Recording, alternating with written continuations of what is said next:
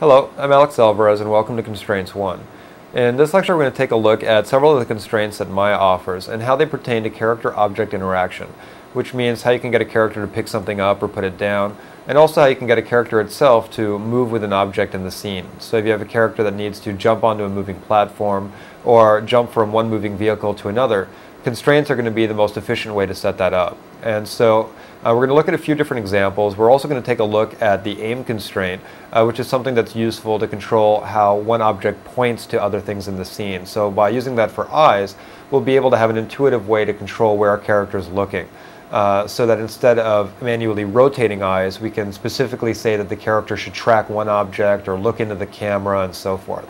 So those are the issues we're going to be looking at, and hope you enjoy the lecture.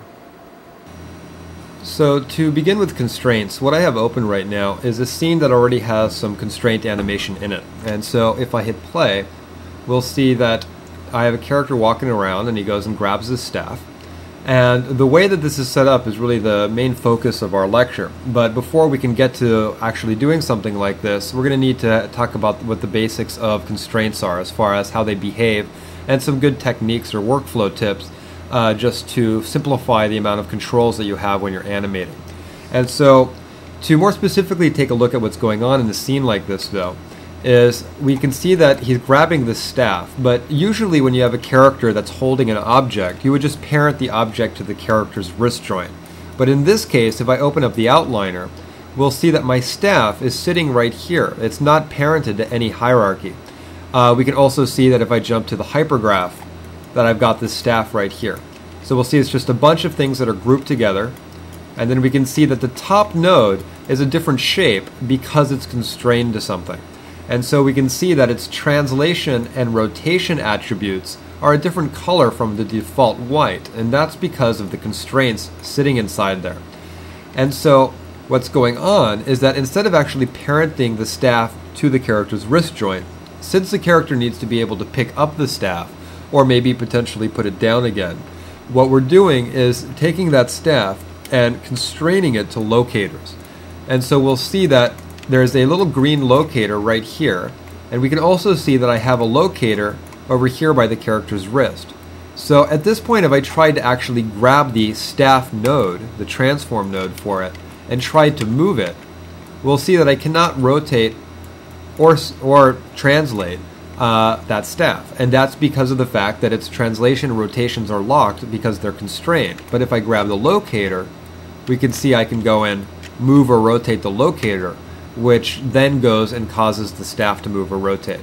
So basically at this point, for the first few frames, up until about this point, we'll see that it's grabbing this locator, which causes the staff to move.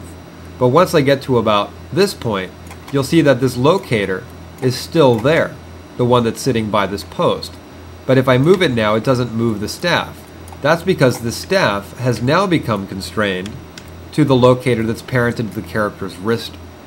And so basically, you can animate constraint values so that a single object like this staff can be constrained to multiple objects in the scene, and then you can animate the values to determine if that constrained object is going to switch at a certain point, which object it's constrained to.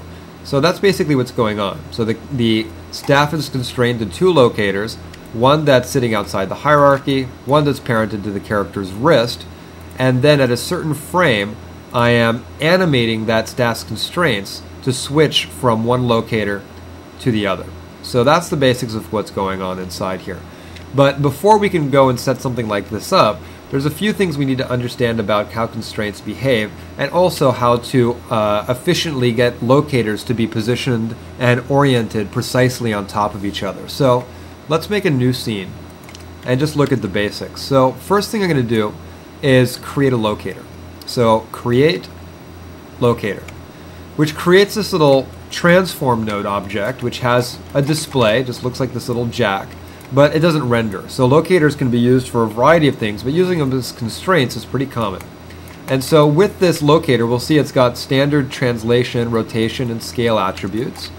And now I'm going to create an object that I want to constrain to the locator. So let's say I go and create something like a cone.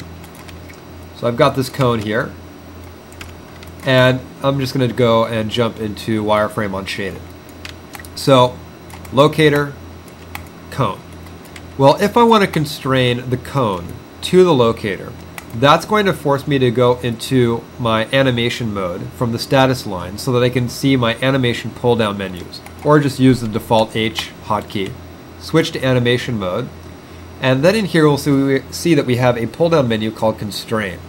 And there's a whole bunch of different constraints listed inside here. So we're only going to be using the top 3. But what's listed is we have point constraints, aim, orient, and scale. We have geometry, normal, and tangent. And then we have pull vector constraints. So they all do different things in the sense that a geometry constraint is going to constrain something to a surface. A normal constraint is going to constrain the local rotation axes to be aligned with the normals of the surface. So those applications are interesting but have nothing to do with what we're talking about. We jump up to the top though, where we get point, aim, orient, and scale. And those allow you to constrain your basic transform node attributes. So a point constraint is a translate constraint. A orient constraint is a rotation constraint. A aim constraint is a local rotation axis constraint. And then scale is just scale. So all of these constraints though behave relatively similarly, and so once you understand one of them, it's pretty easy to understand how to apply the other ones. So let's start with a point constraint. So before you can use a constraint, you need to select objects in a specific order. So first you would select the object that you want to be the constraint, and then you would shift select the object that you want to be constrained. So I select the locator and then the cone. Then in here, I'm going to go to constrain, point, and go to the options. And we'll see that there are very few options inside here. Let me just hit reset. We've got our weight value, we've got some offset attributes, and then you can see we just have a constraint operation, add or remove targets. And so if I choose to just leave everything at the defaults and hit add, what happened is my cone has now moved to where the locator is. So I've just done a point constraint. So if I now grab the cone, we're going to see that it's got its translation attributes change as far as their color. And if I grab that cone and I try and move it, it won't let me. I can still rotate it and I can still scale it, but I cannot move it. Also, we will see that if I now grab the locator and move it, that the cone is moving with the locator. So I can move the locator, but if I rotate the locator, the cone does not rotate. So it's purely a translation XYZ constraint. So it's pretty simple. You'll also see that if you grab the cone, that there's actually a new shape node associated with this cone. So if we look in the channel box, we've got our cone shape, the standard shape node that the cone's going to have, and then cone 1 point constraint. And what we will see is that if we look in the outliner and look at our cone, if we tell the outliner to display shape nodes and we open this up, we're going to see in here that in the outliner we've got our cone's transform node, the cone's shape node, but then this, pcone 1 point constraint. So when you add a constraint in Maya, you actually get a new node. And so if I wanted to, for example, undo this constraint relationship, I could just select that node in the outliner and hit delete. And at this point, if I grab the cone, now I can move it again. You'll see that its translate XYZ attributes have reverted back to their default color. If I undo that, just so we have the constraint back, we'll also be able to see that in the hypergraph. And so coming out here, there's the cone, there's the point constraint. And let me just go in here and say display shape nodes, so we can see cone, the cone's standard shape node, and then the point constraint, which has a little exclamation point next to it. So in here for that point constraint node, you'll see that it's got some attributes. It's got node state, which all attributes or nodes in Maya have. Then it's got offset XYZ, and then locator 1. So what's going on inside here is locator 1 clearly is our constraint. And so there it says locator 1 WO. Well, that basically has to do with your weight. And so there's a number in here which is called 1. If I go in here and put that from a value of 1 to a value of 0, I'm basically turning off that constraint. So if I now went in here and selected the locator and moved it, we'll see it's not moving the cone. The cone, however, if I go in here, still has the constraint on it. So weight values, or the weight attribute that you have on the constraint node, are the attributes that determine whether or not an object is constrained to something or not. So you could have 10 constraints assigned and then switch the weight values for each object in the channel box to go in and animate which object something is constrained to, which we're going to be doing later on. So if I put the weight back to a value of 1, now if I grab the locator, it's going to move the cone. You will notice, however, that if I go to the constraint node and put a value of, let's say, 0.5 for the weight, and I grab the locator, it's still acting in the same way. So weight values, if I go back out here, are basically going to behave as if they are Boolean attributes, either on or off, if you only have one constraint assigned. But once you have a couple constraints assigned, that's going to start acting more like a float attribute. And we'll do that in a second. The next thing that we'll see, though, is we do have these offset attributes. Those are some attributes that you can go in here and change values for if you want to create an offset for how the cone is constrained onto the locator. This is not something that we're going to be using for this character object interaction stuff that we're going to be doing. So you could use those if you were using constraints for other purposes. For example, if you were doing a geometry constraint, you might want to offset the geometry from the surface. But in this case, these offsets are not something that we want to use. So we can see that, yes, I can do it, so that now the cone is offset from the locator, but still moving with the locator. But we're going to want to leave those at 0. So now let's go and see what happens if I add another constraint. Let's say I go and I've got my locator that's constrained, or that's constraining the cone, but then I'm going to go and create another locator. So create locator, move this over here. So now I've got 2 of them. I will then select that new locator, shift select the cone, and go back to the point constraint. In the options, reset, the weight value is at 1, the offsets are at 0. Constraint operation is set to add targets. You'll see I can also remove things, but right now we're adding, and I'll hit add. Now what we're going to see is that my cone has moved, but it's no longer, or it's moved so that it's not on the locator to the left anymore. And what we'll see is that if we look in the channel box, we've got our offsets, but now we've got locator 1 and locator 2, both being listed. So when you add more than one constraint, like more than one point constraint to an object, you'll still only have the one point constraint node.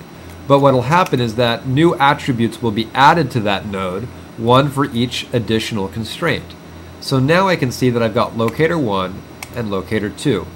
So if I go in here and name, or not name them, but change them so they both have a value of 1, locator 1 is set to 1, locator 2 is set to 1, that what happens is my cone will now average the position between the 2 locators, as we are seeing inside here. So if I move these locators, that cone is always going to stay at the center.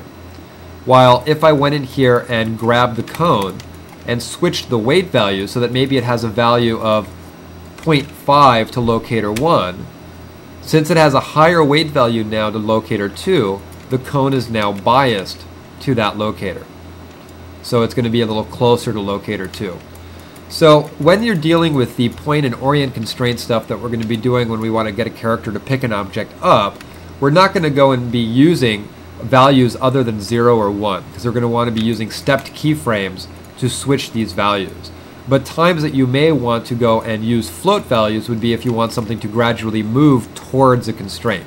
So you can see if I just grab one of these attributes and middle mouse button drag, by changing the weight value I can go in here and change the bias interactively so that maybe the cone would float from one locator to the other. So it's not something we're really going to be doing when we need things to pick something up. But when we take a look at aim constraints, this is something that can be useful. We'll talk about that later. So let's go and get it so they're both at a value of 1, and now we can see the basics there. But also, the attributes that popped up on this point constraint node are named after the object that's the constraint. So we can see it says here locator 1 and locator 2.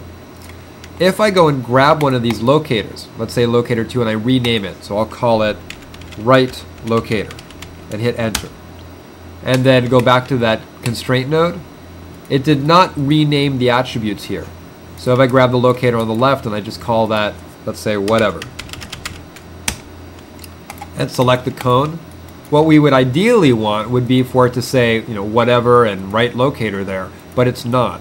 So it's very important that if you want those attributes that are in the channel box to have names that are descriptive, names that make sense, you need to name your constraints before you add them as a constraint.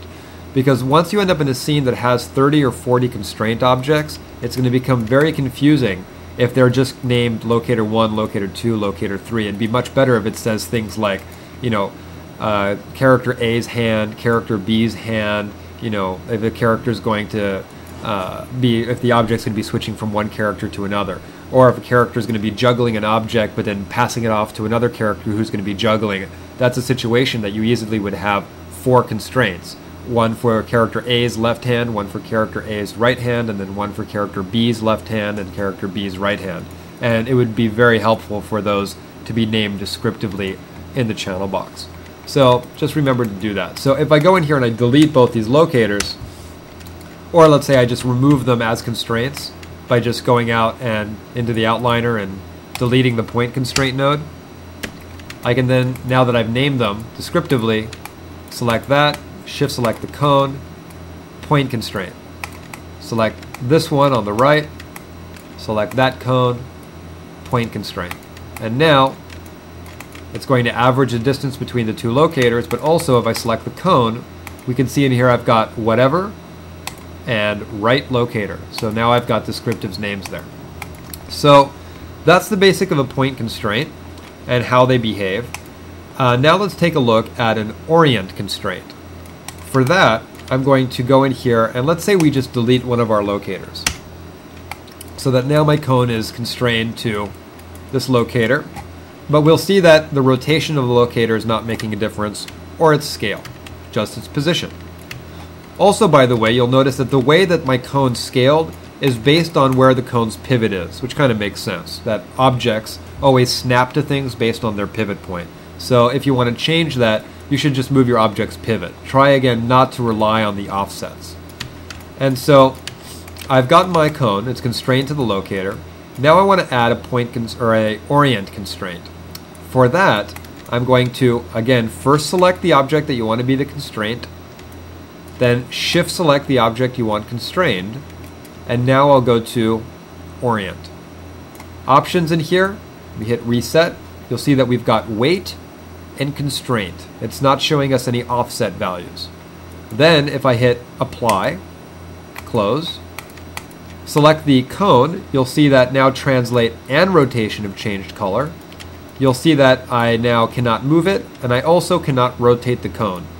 If I now select the locator, I can move and rotate the locator, although scaling still doesn't make a difference. So very simple. So now I can rotate that locator.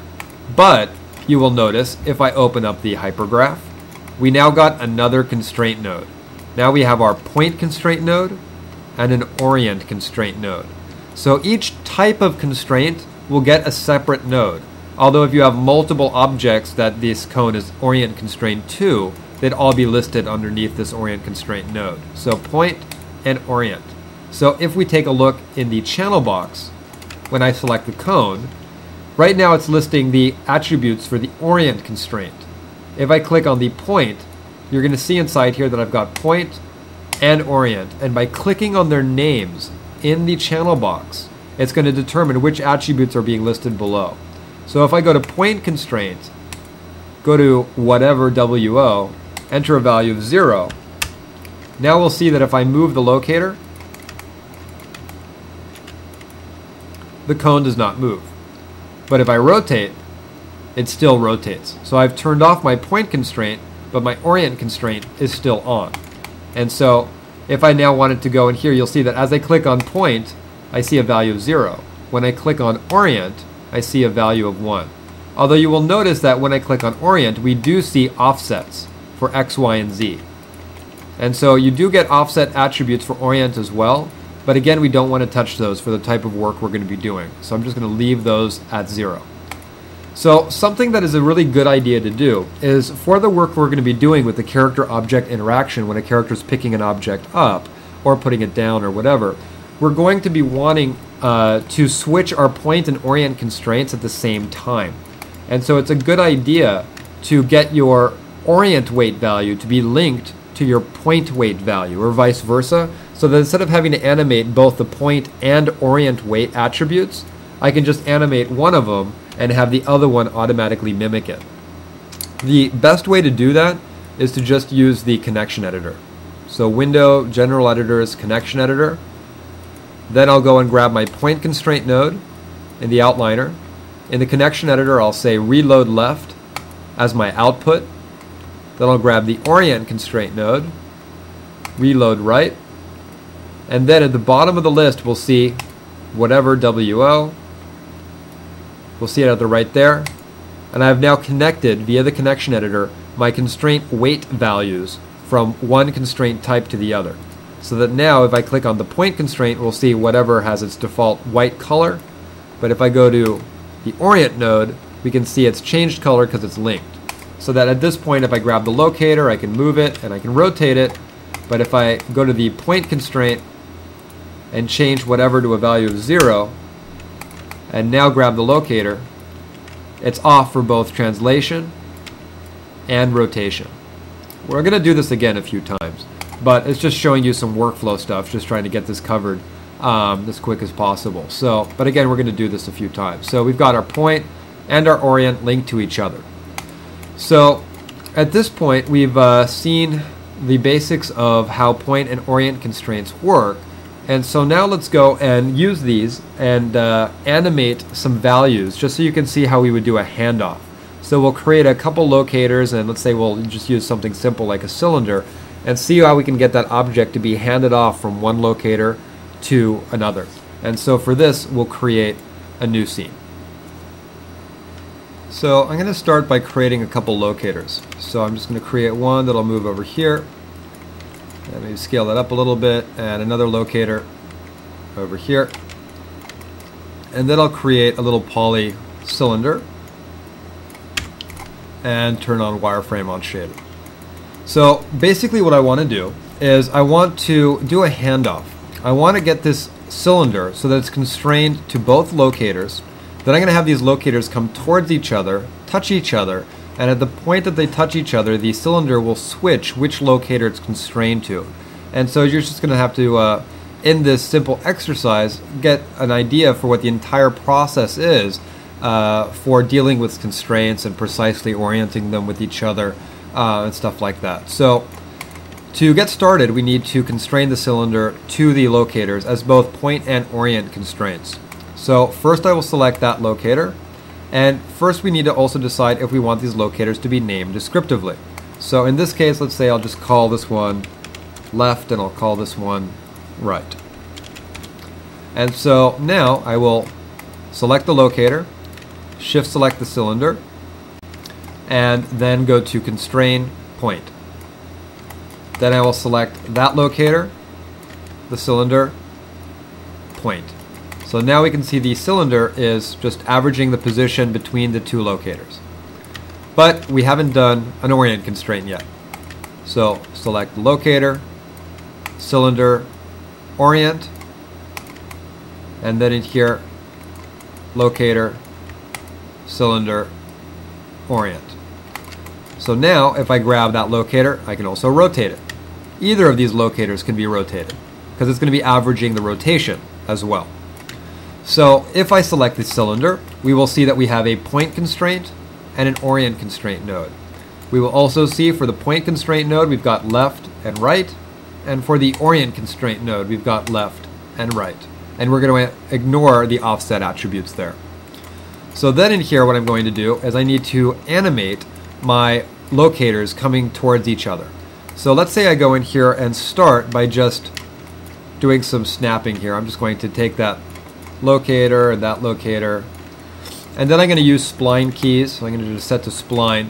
I have a little pop-up marking menu that I made to allow me to easily switch my tangent types, and so I can just hit Alt-C and get a little pop-up and switch from spline to flat, linear, clamp. This is explained at the Gnomon Workshop website. There's a little tutorial I wrote that explains how to do this. It's really handy just because once you start animating stuff in Maya, you're going to be changing tangent types all the time. And so it's pretty important to have a quick way to do that. And so I'm just relying on this marking menu. So I'm going to switch to spline. I'm going to go and grab both these locators and set a key at frame 1, and then maybe another keyframe at frame 100. Then at frame 50, I'll grab the locators and maybe get them both to move on top of each other, and then I'll set a key. So that now, if I hit play, I have this.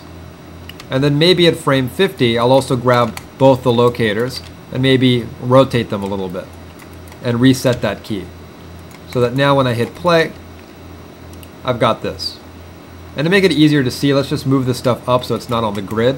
So I'm going to grab both these locators, and I'm just going to grab the graph editor, grab their translate Y curves, and then just scoot them up a little bit.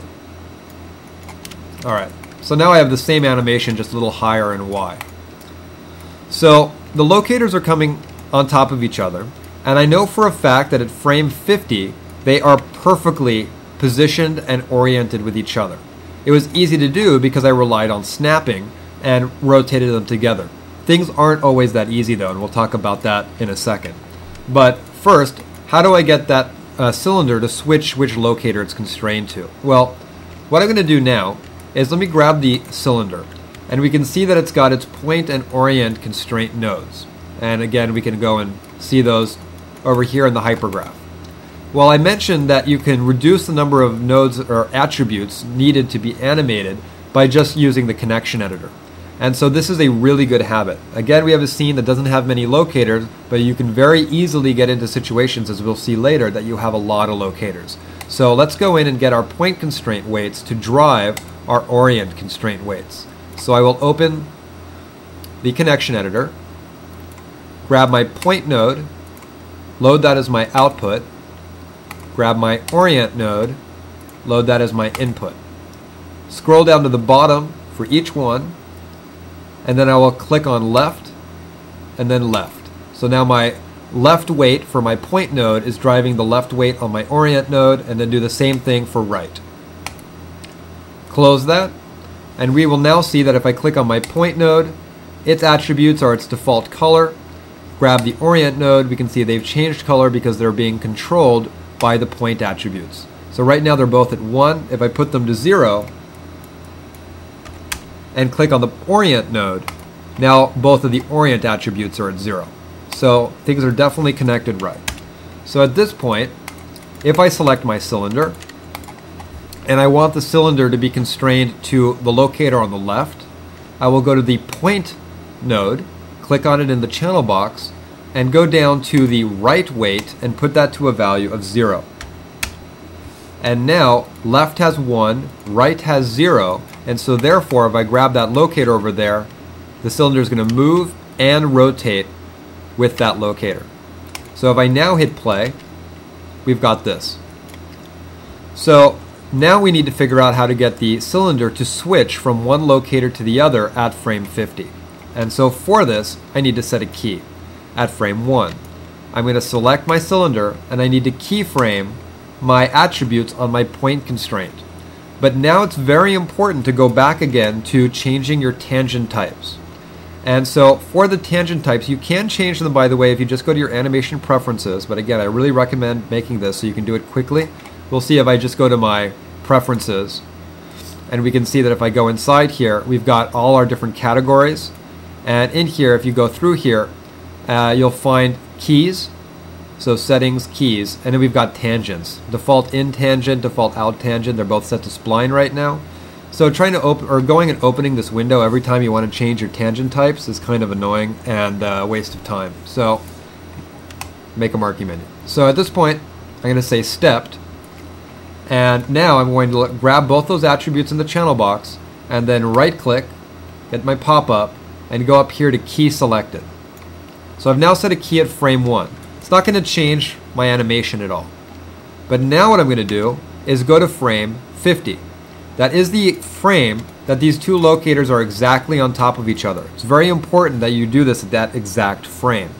So now at frame 50, I'm going to go to the point node and switch my weight values so that left has a value of 0 and right has a value of 1. If you are doing things correctly to this point, if I enter a value of 1 for the right locator, my cylinder should not move or shift or rotate at all. So I'm going to go to the right weight and enter a value of 1. And you will see that nothing happens. So we know that things are set up correctly. If you see your object shift at all, at the moment that you change the weight values at a certain frame, you know that something's a little wonky with the way you set things up. So now I'll put the left locator's weight to a value of 0. Again, nothing shifts. And then I'll select them both with the left mouse button, right click, key selected. Go back and hit play. And there you go. So we have now successfully done a handoff. So we can see at this frame, that's locator called left. That's working. But at this point, that's the locator called right. So that's the fundamental thing or technique for what we're going to be doing with our character-object interaction. So you want to really try this exercise before you move on to characters and make sure you can do this without having any kind of tweaky little problems. So now what we need to take a look at, though, is first off, I said that we use stepped keys. Just so you can see what would happen if we didn't. Let's say I go and select the point node and I change its key tangents. I'll just go out to the graph editor. Let's just do it this way.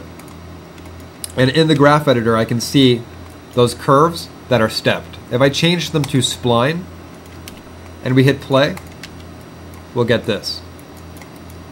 So you'll see that that cylinder is kind of floating from one locator to the other. We're not getting this handoff, which is what we're looking for. So again, I'll just go in here, grab the point constraint node, go to the graph editor, grab those curves, and make sure that the tangents are stepped. And now I'll just have the handoff.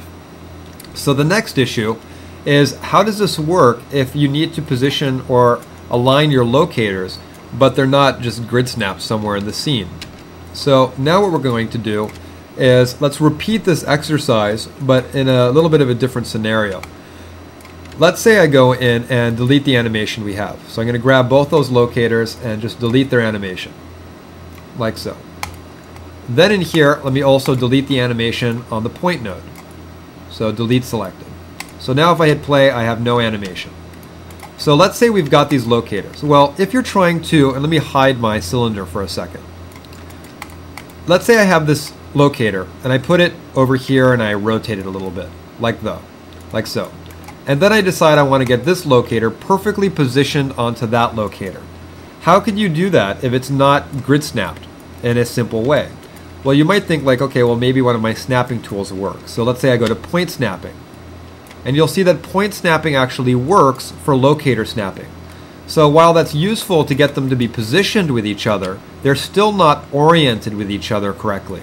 And for that, either you're going to eyeball it, which you never want to do, or you might think to just enter values. So I could grab this locator and see like, okay, well, it's rotated to negative 42.596 in X, so then I have to go to the other locator and enter negative 42.596 in X, and so forth. So that's really tedious. And not only is it tedious, it doesn't work right. Because the thing is that that is only going to work if you are dealing with two standard locators that are just existing at the same level in the scene, meaning that they're not in hierarchies. Once you parent one of these locators into a hierarchy, you will not be able to manually just enter values like that in the channel box and have them position themselves or orient themselves in line with each other. That's because when you parent something into a hierarchy, all of the numbers in the channel box, all of the attributes become local to the new parent's pivot point. And not only that, what if you had taken one of these locators and gone to modify freeze transformations? That also is going to give you trouble. So that if I go in here, granted I could go and take this locator and get it positioned onto that locator. If I just go in and say, okay, that one's at negative 11, so let's take that one and type in negative 11 in X. Now these two locators are on top of each other. But what if I took this locator and went to Modify Freeze Transformations. Now that locator, you can see, is at 0, 0, 0. So scale it up a little bit so it's easier to see. So this one is at negative 11. If I take the one on the right and put it to negative 11, now they're not on top of each other. So definitely an issue here, which is how do you get locators to position themselves and orient themselves precisely without or in this situation where they're freeze transformed or in hierarchies. And the solution is to use a script. There's a script that you can get at high end or at the Gnomon Workshop site, and it's also on the DVD-ROM in the scripts directory, which is called Object Snap. And so if I just go into my script editor and clear history and clear input and open that script in here, so file, open script, you're going to want to put it in your scripts directory of your local account. But if I just go and locate that, so let me just jump to C, Documents, Administrator, My Documents, Maya, Scripts. You can see I've got a whole bunch of scripts in here. And all of the scripts that I have in this directory are automatically sourced every time I launch Maya. And one of them is called Object Snap. Object Snap with a capital S. If I hit open, the script is going to load up in here. It was written by Patrick Palmer. And this is something that a couple of years ago I asked him to write for this type of situation.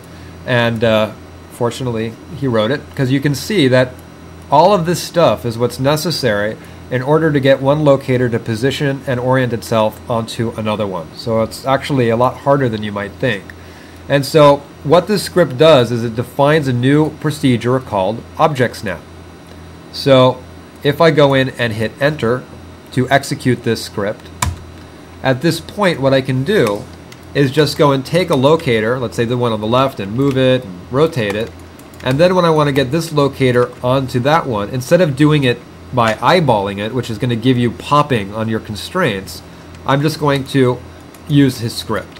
And so if I select this locator, then select that locator, I can go to the command line and type Object Snap. So Object Snap with a capital S and hit enter. And there you go. I now have two locators on top of each other. If I open the outliner, you can see they're both selected. The left locator and the right locator. So we can see that that script works really well.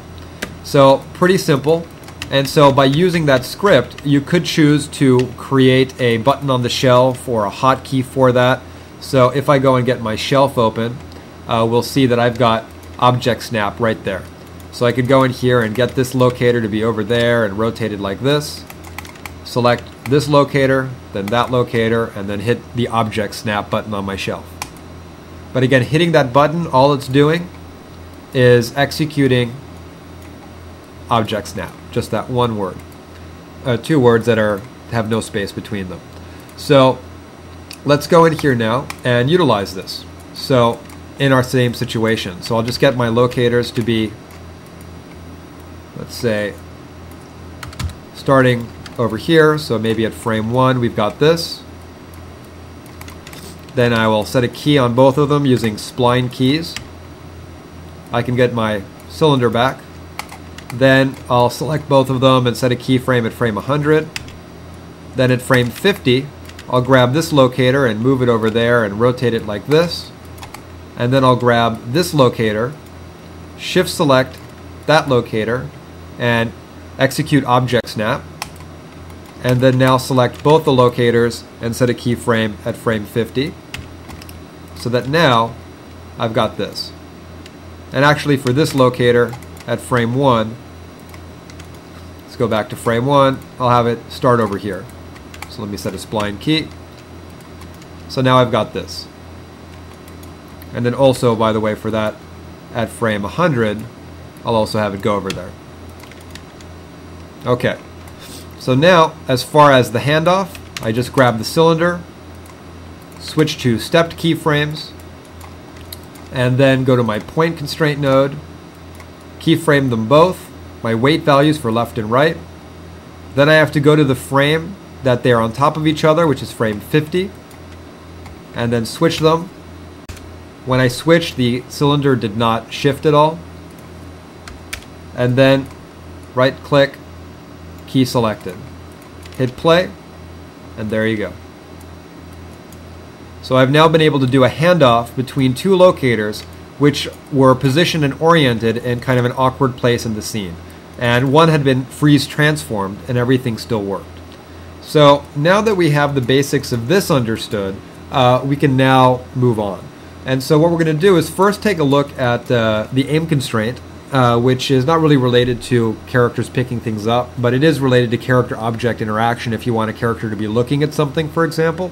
So we'll take a look at the aim constraint, and then after that, we'll get into using this specific technique in order to get a character to either pick something up and put it down, and then we'll take a look at how we can use this technique to get a character to be constrained to an object, if a character needed to step onto an escalator or whatever. So let's go on and take a look at the aim constraint. So I'll start with a new scene, and we're going to open up a pair of eyes to work with. So to set up the way these eyes behave, we'll see if I go into the outliner, I've got a hierarchy, and if I open that up we can see I've got the left eye and the right eye, and these eyes actually are built out of more than one surface. So if I open them up we can see I've got this pupil surface, which is just keeping the interior of the eye black. I've got this eye interior geometry, which just represents the iris and the body of the eye, and then this exterior surface that just has the cornea, as well as just what would represent the wetness of the eye. And with those, they're all grouped together. And if I go to the move tool or the rotate tool, we can see that the pivot point is at the center. So if I go in and rotate, it's just going to rotate like this. So I could go, if I wanted to, and select the left and right eye together and rotate them if I wanted to animate where the character was looking. But the thing is that it's a lot easier to think of eyes in terms of where the character is looking in the scene as opposed to what the rotation attributes are. And this is why we'll see that aim constraint locators are just going to make things a lot easier. So to set that up, the first thing that you need to know about your objects is what the local rotation axes are. Just because the aim constraint works by taking a local axis of an object and pointing it towards a transform node's pivot. So to do that, I just need to actually grab these objects, the left eye and the right eye, and go to Display, Component Display, Local Rotation Axes. When I do that, we're going to see that the axes are going to be displayed, and for both of these eyes, I can see that the y-axis is pointing up, the x-axis is pointing to the right, and it's the z-axis that is pointing through the pupil. So we can see that z is pointing this way. If you find yourself in a situation where z, let's say, was pointing backwards towards the back of the eye, you could just specify that it's the negative z-axis pointing through the pupil. Or if you want, you can go into component mode, go to the question mark, make sure that's pressed, because if you right click on it, you'll see local rotation axes are there. And I can just select the rotation axis for this object and rotate it if I want to reorient what that axis looks like. But the default behavior that I have right now, where z is pointing through the pupil, is fine. So now that I know that it's the z-axis that I'm interested in, and also that it's the y-axis which is pointing up, I'm now ready to use the aim constraint. And so for that, I'm going to have to first create something that's going to be the constraint. And again, I'm going to use a locator. Single locator has popped up. I'm just going to move it over here. And to now add it as a constraint, we first select the locator, and then shift select one of these eyes. And so I'll just go to the outliner, and using the outliner I'll want to control click. And so now I'm ready to set up the aim constraint. So I'll go to the constrain pull down menu, go to aim, and go to the options. And what we're going to see inside here is, if I hit reset, that there's a lot more options for the aim constraint than we saw for either point or orient. And that's just because it's asking us which axes we're trying to orient using this constraint. Now, if I just go and jump out here so we can take a closer look at these attributes for the aim constraint, at the top we are going to see weight, as you'd expect. Then we can see that we've got the aim vector. And what it's doing here is specifying your three axes. So we've got our x-axis, our y-axis, and our z-axis. So the aim vector, as far as our eyes are concerned, is z, because it's the z-axis out here that's pointing through the pupil. And so what we can see is that by default it's set to the x-axis. So we'll see it's got 1, 0, 0. But what we actually want is 0, 0, 1. So if we had a case like I mentioned earlier where the negative z-axis was pointing through the pupil, you could enter a value of negative 1 inside here. Then it's asking us what the up vector is for the object. And so in the case of both our eyes, it's the y-axis that's pointing up. So meaning that we can see here, y is pointing towards the top of the eye.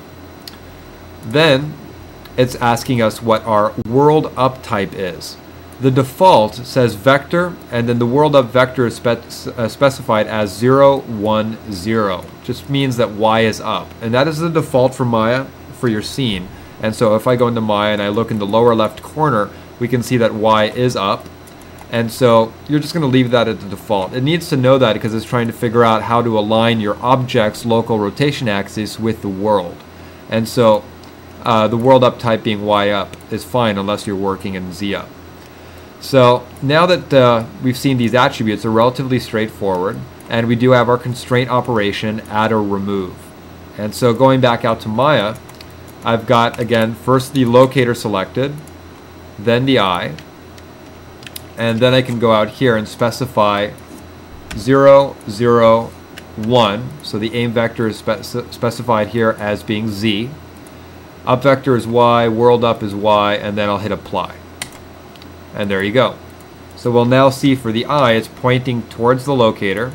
We can see its rotation x, y, and z have changed color because they're now controlled by that constraint. And then let's select the locator again, grab the other eye, and then it's going to have the same settings. So I'll go to the aim constraint, z is the aim vector, apply. And there we go. So the same locator is being used for both eyes. And if I now move it, you can see what's going on. So the rotation of the locator doesn't do anything. The eyes are just pointing based on their z-axis to the position of that locator. So relatively easy to deal with. And if I go into the outliner, we'll see that both eyes now have an aim constraint node. So we've got the left eye aim constraint node and the right eye aim constraint node. And also, like the point and orient constraints, we can see that these do have attributes in the channel box where we've got the offsets as well as the locator weight value. So while this is going to work fine, the problem with just using a single locator is that you can end up in situations where if the locator is too close to your character's head, you're just going to end up with an exaggerated cross-eye effect. And so to reduce that, what I prefer to do is actually use a couple locators for the eyes, so that each eye has its own aim constraint, and then I'll just group those together. So to do that, what I'm going to do is, if I wanted to keep this locator, I could just go into the top view. I'd move it so that it's in front of one of the eyes, like so. And then I'll remove it as a target for that left eye. So I can go to Aim, Options, Remove Targets, hit Apply. Now we'll see that the left eye's aim constraint node is gone, no longer listed in the channel box. So I can actually select my eye there and just rotate it back to 0, 0, 0. And then this locator, I could just go and give it a name if I want to. That's the right eye, so maybe it's the right eye locator. But, well, let's just sort of start there. And then let me create another locator. Go to the side view. I'll just scoot that up here. In the top view, I'll just place it in front of the other eye. That's the left eye locator. So I've got my right eye, my left eye. Select that locator, grab the left eye, and then do an aim constraint. Choose Add Targets, Apply. So now we can see I have one locator for my left eye, one locator for the right eye. And then both of these locators, if I go to the top view, I've just positioned so that they're pretty much right in front of the eyes. And if you do want your eyes to be able to get cross-eyed a little bit when these locators get near the head, you could just move them towards each other a little bit. Just so that we can see that when they get close to the head, the eyes can move in a little bit. And so I could go to the top view and decide, well, maybe a little bit more. So you have total control over how cross the eyes become when the locators are near the head. And then I'll go in here, select both of these locators, and I'll group them together. That group node's pivot point will be at the origin, but then I'll just go to Modify Center Pivot, so that now we can see that these locators can move as a unit. And just so I have an easy way to select that group node, I'll select that group, and I'll go up to Display, Component Display, and I'll turn on their selection handle. So that now I can just go and grab that handle when I want to move them as a unit. And then I'll just go and name that. So I could just call that, you know, I_aim constraint, or I_aim. And that's pretty much it. I can now go and take my eyes and turn off their local rotation axes. And so now, if I want to control where the eyes are looking, I'll just go and move this group of these two locators. And we can see that even when they get near the character's head, the character's not going to go all cross-eyed. What I'll also like to do, though, is since it's possible that these could be rotated, which could then get the eyes to have kind of a strange orientation, what I also then go and do is I constrain my group here to the actual center of the head. So what I do is I go and create another locator that I position in between the eyes, like so. And then what I do is I go and specify that that is a aim constraint for this group right here. So I need to then, for this group, know what its local rotation axis looks like. And so for this one, I can see that I can use the negative z-axis to be pointing towards that locator that's over there. So I'll select that locator, grab my group, go to the aim constraint, specify -1 for z for the aim vector, and hit apply. Now what's going to happen is when I go and grab my two locators here and move them, we'll see that if I move them, let's say this way, I'm not rotating them, I'm just moving them, but they're always staying oriented correctly with that head, or with where the eyes are. So I can translate them however I want, further away, or I can go and put them over here, but these two locators are both sort of having that correct orientation towards their respective eyes. So at this point, now that I've got my eyes set up with their constraint, just so you can see, if you did have, let's say, a skeleton inside here, let's say I just go and quickly throw down a couple joints. So let's say we have this, which just represents a head skeleton. I'm just going to go and hide the grid for a second. All you would need to do, if I open up the outliner, is take your eyes and just parent them to one of the joints. So if I take both of them, parent them to that joint right there, edit parent, and then also I would take that locator that I made that's between the eyes and parent that to that joint as well. We will now see that if I go and grab that head joint and I rotate it, that as I rotate the head joint, the eyes are always looking at their locators. And so I don't have to be moving the locators, I can also be moving the eyes within a hierarchy. So I can move this way, but I can also just go and grab this and move this around. So, very flexible. And let's go and zero out that joint rotation. And then finally, something else to be aware of. Let's say I go and I take my locators, and actually I can't rotate them manually because they are constrained, but I'll just move them in front of the head. Let's say we'll get the grid back. I'm just going to move this up a little bit and move this up. Be aware that this little constraint setup that we've created for the eyes can be parented to things in the scene. So if your character needed to be following an object that was moving around the scene, you could simply go in and parent our I_aim group to that object, and then the character will always be following it.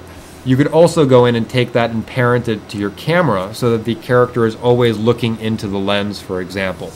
And so if I went inside here, got my camera to be visible, so display, show selection, so if I go into the top view, I can see there's my camera. I could go in here, let's say from the side view. Let me grab that camera so it's roughly at the same. And let me just go in here and zero it out as far as its rotations, so that my camera is just sitting pretty much directly in front of the character. What I can then do is go and take my locators, put them right behind the lens of that camera, like so. And then I can simply go and take those locators and parent them to the camera. And so I'm going to go in here, grab that group, shift select the camera, and go to Edit, Parent. And so at this point we'll see what happened is the locators shifted back a little bit just because of the fact that they already had an aim constraint on them. And so that's just a normal behavior or something that can happen when you try and parent something that has a constraint on it. And so again, if I go in here, grab that locator group, shift select the camera, and go to Edit, Parent, we can see that they shifted. So to get around that, you can either choose to set up the aim constraints after you parent the locators to the camera, or just not worry about that, and after you've parented them, we can go and scoot them to where they're supposed to be, which is behind that lens. And so now if I grab my camera and I move it, we're going to see that it's going to always have those locators moving with them. And if I now look through the camera, we can see that the eyes are always looking into the camera this way. So something that's kind of cool. So also, if we wanted to, we could have another locator constraint set for these eyes so that the character could be looking at the camera and then at some point look away from the camera. And so you'd have two sets of constraints. One which represents the camera and one that represents something else in the scene, or just a free set. So for that, I could go in here now and create another couple locators. So let's say I'll go to the top view, place one locator here. Let's go and create another locator. For both of these locators, I'm just going to scoot them up a little bit so that they're just resting in front of the eyes. Let me go and look through a different camera. So we can see I've got the set that's over here that's parented to the camera. And then over here I've got this set. For these locators, this is going to be for the right eye. But this is the locator that's going to be free or not parented to the camera. So I'll just call this right eye free. And then this one will be left eye free. And then I will take those, group them together, center pivot on that group, and turn on the selection handle. And then that group I will call eye underscore aim underscore free, so that now I've got this. But then what I can go in and do is go in and first get this group to be aim constrained so that it is pointing towards the head. And so I will select the locator there, grab that, and then set up an aim constraint using -Z, apply, so that now we can see that this group is going to rotate itself automatically to always be pointing to the head. And then I will set up this locator as the constraint for the right eye. So let's grab the right eye, which is inside the hierarchy. Select that, and then aim, using +1 for Z. Apply. Then grab this locator, grab the left eye, and then aim. And so now what we can see is that our eyes, let's grab our camera over here, the one with the locators, and move it a little bit closer. So that what we have inside here is we've got this set of aim constraints as well as this set. If I move this set, we can see the eyes are basically averaging the position between these two locators and these two locators. So what you would do inside here is for your eyes, you would choose to animate those weight values. So if I go in back to the outliner and take a look at the eyes, let me just look through my other camera. For these eyes, we can see that they're going to have aim constraint nodes, where for the left eye, we've got the left eye and left eye free, and then for the right eye, we've got those as well. And so, first thing to make things simpler is, since we have two eyes, but pretty much whenever the eyes are going to switch from looking at the camera to looking at this group over here, I'll want those eyes to switch together. So I'm going to get the constraint values for my, let's say, left eye to drive the right eye. So I'll just open up the connection editor for that. So connection editor, left eye is the output, right eye is the input, and then I'll go inside here and connect these. So left eye to right eye free to right eye free. So that now if I grab my left eye's aim constraint, so select the left eye, we can see it's got its aim constraints. If I go and switch the weight values in here, so it's got a value of 1 to left eye and 0 to left eye free, both of the eyes are now looking at this camera here. But if I now grab my left eye, switch the weight values so that we've got a value of 1 for free and 0 for the one that represents the camera, now the eyes are looking over here and not into the camera at all. So by animating the values that I have there on my left eye's aim constraint, I can go and set up some animation here for how the eyes are looking around. And this is a case where instead of using stepped keys, we could choose to use spline keys, so the eyes gradually move from looking at one object to looking at another. So let's say we go in here and just set some quick animation. Let's say I go and take this locator group and we'll move it over here, and maybe we'll set a couple keys on it. So I'm just going to set a key and then move it up a little bit and set a key and move it over there and set a key and move it over there. So I'm just moving them around a little bit so that now if I scrub, we can see that or if I hit play, we can see that those eyes are just following those locators. And then I'll go inside here and grab my camera. Let's look through it. And this is the camera that the eyes are constrained to. It's just right now the weights are at 0. And I'll set some keyframes on this as well. So I'm going to go and select this camera, select its transform, and maybe set a couple keys on this camera just tumbling around.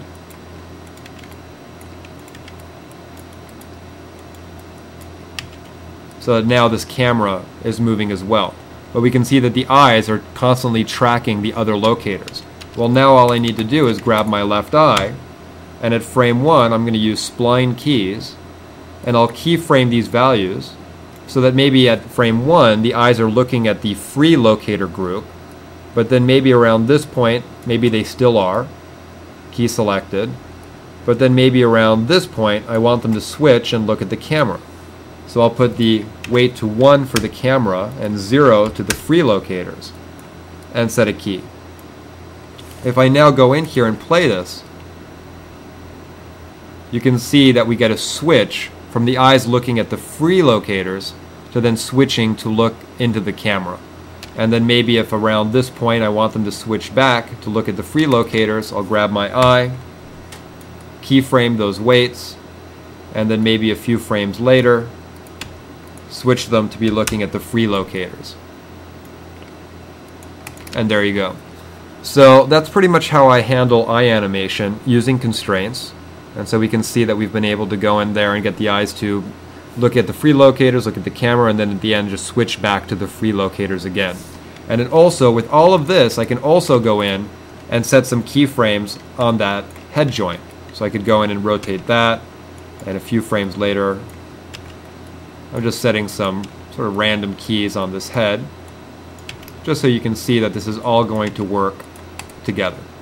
So that head is rotating as far as that head joint, but it doesn't affect the ability of the eyes to look into the camera or to look at those locators that are moving around. So there you go as far as aim constraints. And so now we can move on to getting into more complex examples with point and orient constraints as far as character-object interaction. So let's open a file in which we have a hand already, which is going to be in here. And what we'll see in here is just a simple example where if I play this back, we'll see this hand comes up and grabs that little object. And so this is using a combination of constraint animation as well as some IK as well as some forward kinematics via set-driven key on the hand. And so we'll see that in here, if I grab this locator, okay, this locator is the one which has the set-driven key controls.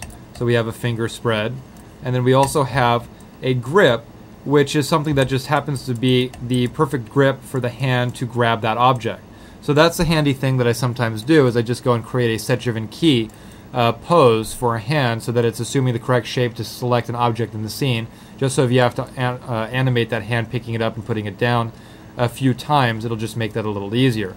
And so what we want to do is take this apart and put it back together again. So we'll see that what's going on is we do have a locator that's parented to the hand, as well as this locator that's sitting here on this little ledge. So we're going to delete that locator and the locator that's parented to the hand, and we are also going to go in and delete the animation that's on the IK handle. So delete selected, and delete the animation that we have on that locator that has these set-driven key controls, so that now if I play back, all of the animation is gone. Okay. So to set this up, what we're going to do is first, the object that we have, we'll see if I just move it, okay, has its pivot point at its bottom, at its base. Okay. And so we're going to create a couple locators. So I'm just going to go into the side window, create locator, and I'll move this one up here, and let's create a second locator, which I'll move over here. Okay.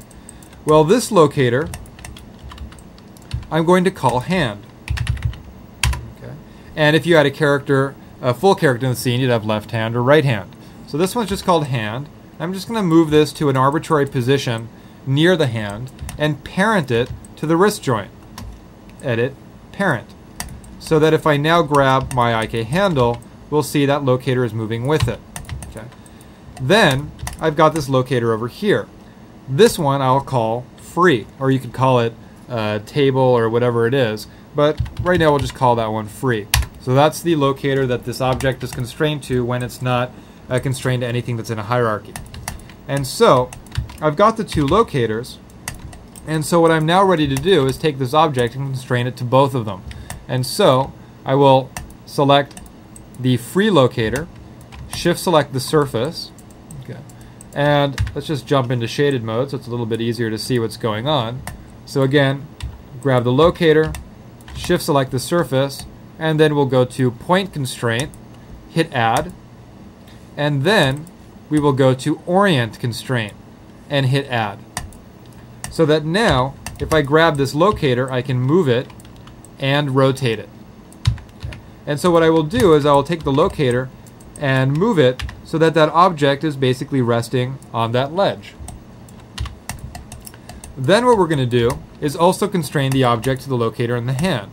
So I will select this locator, which is called hand, shift select the object, and choose point and orient. Okay. So that now, if I grab my IK handle, we're seeing this. Okay. So at this point, we're ready to start animating weights, but again, we're going to want to just automate a couple things so that for this object, we'll see that its point constraint node has free and hand, and its orient constraint node has free and hand. So what we'll do is connect them in the connection editor. So we will get the connection editor open, and we'll have the point node drive the orient node. So I will load those into the connection editor, free, free, hand, hand. Close. So that now if I go in here with this object, if I switch on the point node the free value to 0, it's now going to move with the hand. Now granted, it's not positioned correctly in the hand, but we can see it is moving with the hand skeleton. Grab that, switch hand to 0 and free to 1 on the point node, and now we can see it's going to move with the locator that's up here, not with the one that's parented to the hand. So at this point we can now keyframe this. Okay. So the first thing that we're going to do is we're going to animate the hand motion first, and then we'll animate the constraint weights. And so I'm just going to grab that IK handle, and right now I've got a range here of about say 150 frames, so about 5 seconds. Grab that handle, and we'll just set a keyframe on it, okay, at frame 1. And I'm going to switch in my animation preferences so that I'm seeing key ticks for the active node. Save. And then now let's move this up, let's say to here, okay. Move forwards a few frames, set another key, so that now we've got this, okay. And so, in here, we'll see that that motion is going to cause a little bit of a problem. So actually at frame 12, let's move this hand out here a little bit. Okay, so now we've got this. And then what we're going to do is move it towards the object. So, but let's say what we're going to do first is at frame 25, get this hand into position so that we have the correct settings not only on the hand position, but also on the locator's set-driven key controls. So I'm going to raise the gourd grip attribute and then start moving this hand so that it's in the right position, right there. Okay, and then I will set a key for both the IK handle at frame 25 and then also set a key on the locator that has a set-driven key controls at frame 25. Okay, so now what I'm going to have in here is this. And so I'm going to move back a few frames, let's say to here, grab that locator that has a set-driven key controls, and let's say loosen up the grip and raise the finger spread a little bit, okay, and then key that node, and then go back a few frames and turn off the finger spread. Okay. And so that now what we're going to have is this. Okay. So we can see the hand rises up, the fingers spread open, and then they grab around the object. And so as far as this region in here, this is where you need to start sort of tweaking your animation to make sure that things move into position appropriately. And so instead of moving in directly from this position, what we might need to do is also set some animations on the wrist joint. Okay. And so for that wrist joint, I'm going to go in, let's say, to frame 16, and I have the controls there on my locator. And so maybe I'll go and rotate that out a little bit, reset the key at 16 so that the hand comes out, and then we'll eventually close in on that object. And so we'll go and keep it, let's say, rotated out also at this frame, and we'll also go and rotate that a little bit, set the key. Okay, so now we can see that it's coming in and grabbing the object. Okay. Then what we're going to do is set more keys on the handle so that after it grabs it, it then goes in and moves back like this and lifts the object up. So we've got this going up. So now we're ready to switch the constraint weights now that we've animated the IK handle and kinematics. Okay. So for this, I'm going to select the object, okay, and now on my tangents shelf, switch to stepped keyframes. So I'm going to click on the step button. And then at this point, at frame 1 on the point node, I will set a key. Okay. Then what you need to do is you need to know exactly at what point you had that hand in the position that you thought was appropriate to grab the object. And so I will grab the handle and just jump to the next keys, just using the next key button on my timeline, okay, until we're now at frame 25. So we know that 25 is the point that the constraint weight switch needs to occur. So I will now go and grab the locator that the object, or rather the object itself, go to the point node, okay, and then switch the weights. But there's one thing to be careful of, which is that the locators are not on top of each other. Meaning that if I switch this object right now to be constrained to the locator that's in the hand skeleton, the locator in the hand skeleton is all the way up here. It is not in the correct position. So before I switch the constraint weights, what I need to do is make sure that the two locators are perfectly on top of each other. Well, the rule for that is you select the locator that is off, shift select the locator that is on, and then go and hit the object snap button, or and use the object snap script that I talked about earlier.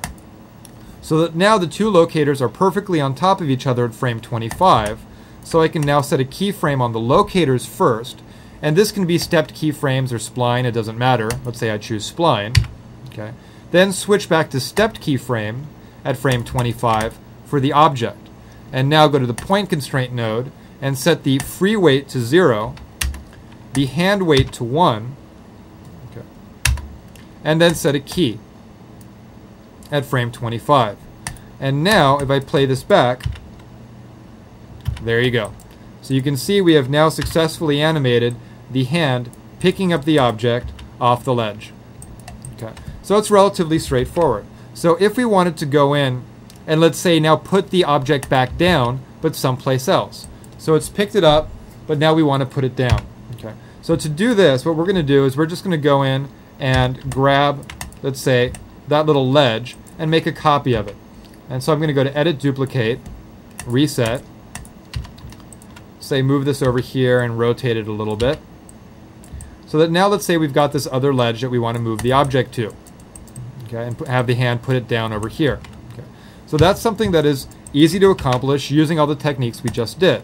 So if we go and scrub through the animation again, it's picked up here. Okay. And then what we want to do is after frame 40, now animate the handle to put it down. So let's say at frame 60, this object needs to be over here. Well, this is something you're going to do by moving the IK handle, okay, and then also going in and modifying the wrist. And so I'm going to need to go and play around with the wrist to go and get that object to be sitting on that ledge as well as I can. And so I can do this using my different windows until I get it right. And so now we can see that's actually pretty good. Let's go in here, grab this locator, and switch that a little bit so the object's a little bit more straight. Okay, so now we're happy with the positioning. So we will grab the IK handle at frame 60 and set a keyframe, and that locator and set a keyframe. Okay, so now that those keys are set, what we're going to see, okay, is this. Okay, so it grabs it, picks it up, and then puts it over here. So now at frame 60, to get the object to stay there, what we will do is now again switch the weights of the locators. So again, we grab the locator that is off at frame 60. Okay, so I'm grabbing this locator on the ledge. Okay, shift selecting the locator that's on. Okay, the one that's parented to the hand, hitting the object snap script or the object snap button, and then making sure at frame 60 there's a keyframe on both locators. So that now what we see is this. So that locator is shifting over. So that locator, the one that's on the ledge, is on.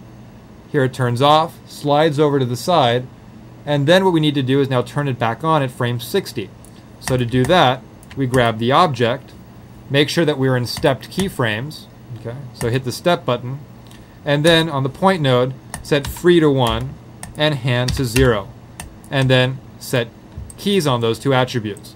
And so now what we can do is if I lift the hand off to let go of the object, and so it puts it down, and then let's say at frame 80, the hand then moves over here.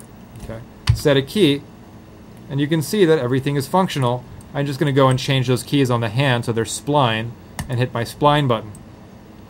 And so now you can see everything's working. So all that's left to animate is to go in to this little locator on the hand, and then decide that maybe at frame 80, we want to go and have that hand open back up. Okay. Set a key on that node. So now it's opening. Okay.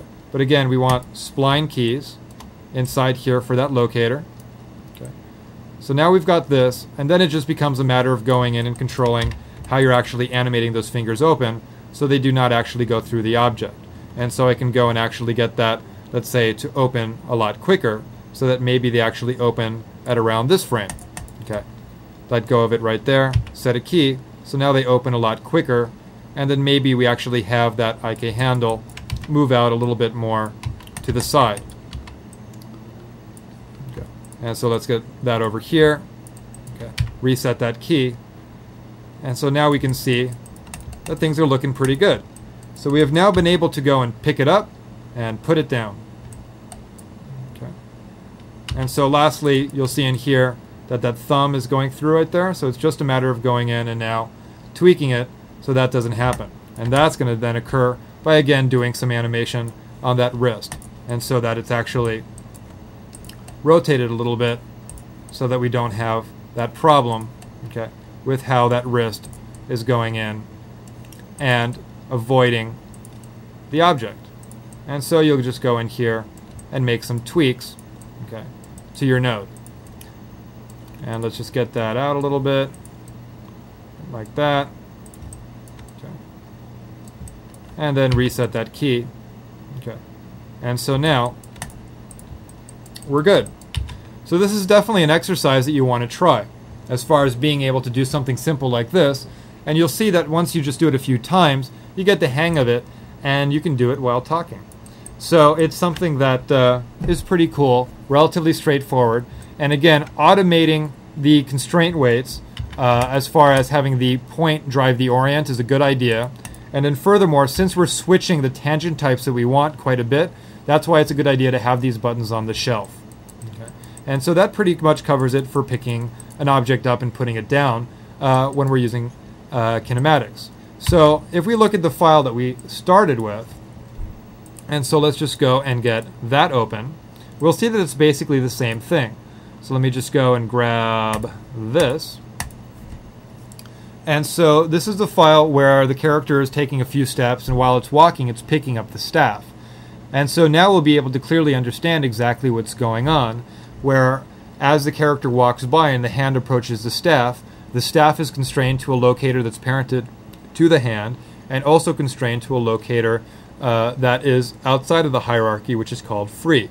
And then at that point, you're able to easily go in and switch the weights on the staff so that the hand, when it walks by, is able to pick it up. And so here we're just waiting for the file to open, which will take a few seconds. And we'll wait, and wait, and wait, and wait. There we go. And so for some reason, the texture on the boots didn't pop up, and so we've got white boots, whatever. But if we just jump into a full screen mode and get the time slider, okay, what we will see if we scrub through is, again, you can now clearly see that locator that's in the hand, and now you understand what's going on. And so when we get into this region where that character is now getting near the staff, right there you can see the little locators get perfectly on top of each other at frame 134. So you'll see that if we grab these two locators and zoom in on them, you can see at frame 144, or 134 rather, okay, they're on top of each other. Okay. And so that's when the weight switch occurs. And if we grab the staff and look in the channel box, we'll see it has a point node and an orient node, where the orient node is being controlled by the weights on the point node. So you'll see I've named them hand locator and staff locator, or let's say, yeah, free and hand. So that's the basics of character-object interaction when a character is picking up an object. And so we can now move on to the next topic. So now that we know the basics of constraints and have seen some character-object interaction as far as getting a character to pick an object up, what we now want to do is talk about what happens when you want to have an object pick up a character. So what we're looking at here is we just have a simple example where we have this little stair, and the character, after checking it out, then steps onto it. And so at this point, the character is moving with the stair. So the character is actually becoming constrained to the stair in this situation. And so this, again, involves the same principles that we were talking about earlier. You just end up with a lot more constraint objects. And so basically, because each of the different controls that determine the character's position in the scene need to have a constraint. And so for a typical character, you might have, at minimum, your left foot, your right foot, and your pelvis to control where the character is positioned. And so that's going to give you 3 transform nodes. You also might end up having left foot, right foot, pelvis, and then your left arm and right arm. And all 5 of those controls together might be what you'd need to have, let's say, selected if you wanted to move the character as a unit throughout the scene. And so each one of those 5 objects would need to have their own locator that they're constrained to. Then there would also be locators that are parented to the actual object that the character is becoming constrained to. And so, meaning that in the examples we were just looking at with those animated stairs, it would need to, the character is also going to be constrained to a set of locators. So what we're seeing here is the character is free to do what it wants, and it jumps onto the stair. The constraints switch so that the character's controls are then at that point now weighted so that they're moving with a set of locators that are parented to this stair in here. And so here we have an example of where there are 5 different controls for the character, because you can see when the character's swinging off that pole, that means that the hands as well need to have their own ability to constrain to a position in space. And so to examine this, we're going to just jump into Maya and load up one of those files to sort of figure out how it was actually accomplished. And so let's go in here and grab, let's say, this one. And so we'll wait a couple seconds for this to load in. So what we're going to have in here, if we just play back the animation of the scene, is we can see that it's just, again, the character just jumping onto that moving ledge and then jumping off. And so we want to take a look at how this is put together, take it apart, and then put it back together again. So what we have in here, we'll see there is a curve sitting here. This is just something I used as reference when I was animating the jump. And let's also just switch to a camera that doesn't have any animation on it. And so basically what we'll see, we just look from the side, is that curve was just a reference curve. So I just use that to help me get the arc. It's not actually used as a motion path or anything like that. But as far as the actual animation in here, what you can see, if you look at the green locators in here, is you can see that there are some locators that are parented to this stair, which is animated. So when I move this around, you can see that there are some locators that are moving with it. And so basically, if we now look and focus in on the character, we'll be able to see that there are some locators sitting in here as well. And what I'm going to do is I'm just going to grab this surface and get it out of the way. And so in here, the locators that we're looking at is basically a locator for the pelvis. Okay. Then we have a locator for the left leg, one for the right leg, and then we have these locators that are in here which just have to do with set-driven key controls for the hands. So these locators right here are not constraints. So you'll see that these just have controls for set-driven key. Okay. So the only constraints in the scene, okay, are these 3 locators right here, and then the 3 locators that are parented to the stair. And so as far as the controls for the character, there were the IK setup for the foot, for each foot, which controlled where the legs were. So if I grab both of those locators and move them, we'll see this. And then the root of the skeleton. So the arm, even though the arms are using IK, okay, those IK handles are parented into the hierarchy. And so basically, if I just go and move the entire hierarchy, those arms move with it. So that if I go and rotate it, move it, and so on, they're local. So the only 3 things that need to be picked to move the character as a unit are these 3 locators, or again, the IK controls on the feet and the root joint. Okay? So we end up needing 6 locators to do this switch where the character goes and jumps onto that stair. So that we have the 3 locators that are outside of the hierarchy that are free, okay, and then 3 locators that are parented to the stair. So once the character's locators switch to the stair locators, then everything will be working in conjunction. And so again, we have the issues of where the handoffs take place. You have to make sure that the locators are perfectly on top of each other. So if we were to take this apart, okay, and so in here we'll see that if we just grab these handles, it is the IK controls, so this group node for the IK handles, that has the point and orient constraint nodes on it. And so same thing here for the pelvis. And so we'll see again, that has a point and orient constraint node. So what I'm going to do is I'm actually going to go in here and just delete all these locators. So I'm going to delete the ones that are on the stair, delete the locators that are on the feet, delete the locator that's at the pelvis, so that at this point we'll see that if I play back, there's still animation in here, but it's just animation that's sitting on, let's say, joints or nodes that have to do not with position of the character, but things like the IK handles for the arms or set-driven key. And I'm going to go and delete the animation on these as well. So I'm just going to go and grab these handles, because what I want is I just want to get to a point where there is no animation in the scene. So I'm just going to delete all of that, delete the animation that we have on the ball and toe roll nodes, so that now if I play back, we just have animation in the spine, okay, which I'm just using expressions here. So I rotate a single joint, and then the other joints in the spine rotate. So let's delete the animation there. And now let's see what we have left. The only thing left now is just that stair moving up and down. And so if we just jump in here to shaded mode so we can actually see, that's the only thing left that's animated in the scene. So now we've taken everything apart, deleted all the animation that was in here. And so what we're going to do now is recreate the locator and all of the constraints, and then see what kind of workflow we want. Because you're going to end up with so many constraints, a useful thing that I do is that I end up creating buttons on the shelf. And so we're going to go through what some of the buttons are that I use to automate the process of doing constraint switching when you're doing character-object interaction, where the character is becoming constrained to an object as opposed to vice versa. So the first thing that we're going to need to do in here is to create the locators. And also, as far as the character goes, we'll see right now the character is not in a default pose, meaning that if I go and grab the foot, it's at a value of 9.2 for translate Z. Now granted, I can go in here because I've set things up so that I can zero everything out and just put the character in its default pose. Although it doesn't particularly matter if you create the locators when the character is in the default pose or not. But if I go and zero that out, you'll see the feet go back over there. If I grab the pelvis,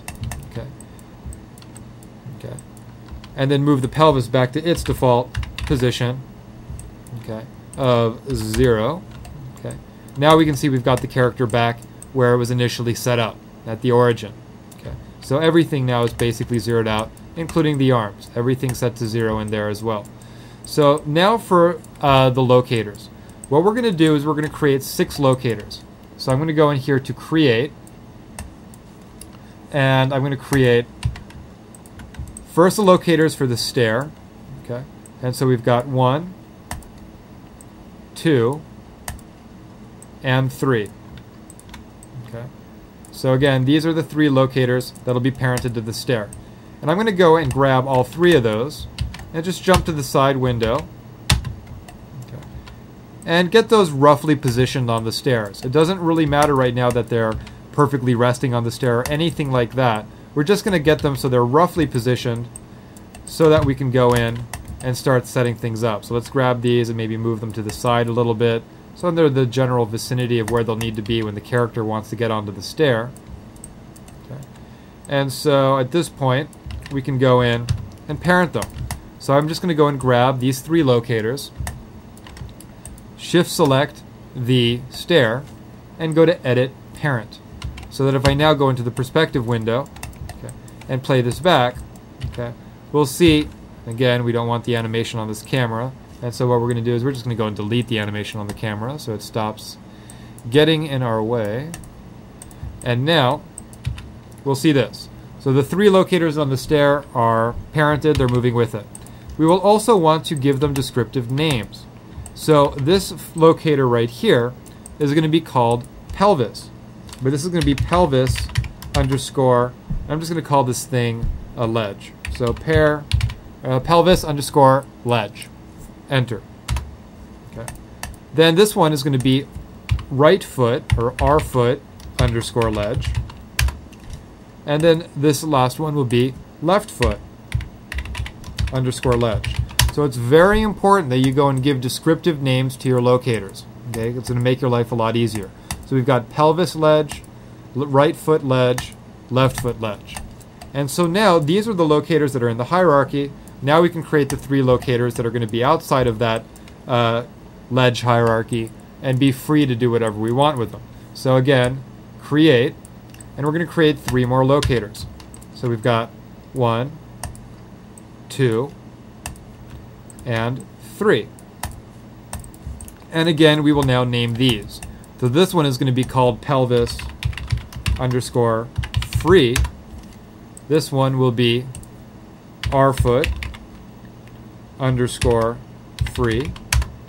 And this one will be left foot underscore free. So now we've got the locators named. Now we can start going and setting them as actual constraints. So again, we can see if I pick this little group node right here and I move it, that's moving the left leg. And then also we'll see on that node that I have a ball roll attribute as well as a toe roll attribute. Okay. So again, we have custom attributes on these feet. And so the attribute that's on that group node is just controlling how the IK handles in there based on other group nodes are rotating. So again, ball roll and toe roll, as well as being able to take this handle and move it. So to move the character as a unit through the scene, I can go and grab that handle. Okay. I can move it, I can rotate it, I can grab the pelvis or the root joint and move this, rotate, grab the head joint, rotate that, grab the arm IK handle, move and rotate that, and grab the other arm IK handle and move and rotate. And we can see that we're positioning the character. Okay. And so this is being done just moving the controls that are so far in here. And then also we have this to rotate the torso. Okay. None of the locators are being used yet. So let's undo a few steps to get the character back into its default pose. Okay. And now start setting up the locators or the constraints. So what we're going to do now is start setting up the constraints. So we will first grab this locator and then shift select the root of the skeleton and go in and do a point constraint. So I will go into animation mode and then choose point. Okay. We'll see that the torso automatically moves to that position. Okay. Then I will go and grab the locator for the left foot, shift select the control for the left foot, point, okay. And then grab locator for the right foot, shift select, and then point. Okay. So these initial point constraints are set up. Now we also need to add orient constraints. So grab the locator, shift select the IK control, choose orient. Okay. Then move over here, locator, grab that handle, orient, and then move up here, locator, and then the selection handle, orient. So now what we'll see with what we just did is if I now grab the locators and move those, we can see that it's now the locator which is controlling the foot. Okay. While if I want to actually use, let's say, something like the ball roll that I have, I still need to go in and grab the IK control because that's where the ball roll node is located. So we'll still be using that node because of those attributes added to it, but then we now have the locator, which is what will be used whenever that foot needs to actually move around. So we've now gone and linked those initial ones, but the thing that you're going to want to watch out for is just when we added the orient and point constraints to these locators, things worked out correctly as far as like the feet didn't have to flip around 180 degrees or anything like that. And so that's something that can happen, meaning that if you create your locators and your character was set up in a different orientation in the scene, when you go and constrain the character to the locators, you might end up with some kind of funny result. And so a useful thing that I do sometimes, instead of just setting up the constraints directly, is if we go back a few steps to before I actually set up any of the constraints, what we're going to do is, let's say you had the character in the scene over here, okay, or some arbitrary position, and you want to go and set up these constraints. Well, what I want to do is before I go and set these locators as constraints for the handles, I want to go and just get the locator into the correct position and orientation with the handle so that when I add it as a constraint, my foot doesn't go in and flip around 180 degrees or something weird like that. And so the easiest way to go and get these locators to be positioned and oriented correctly with the feet is actually to go in with a little workaround for that and use a constraint.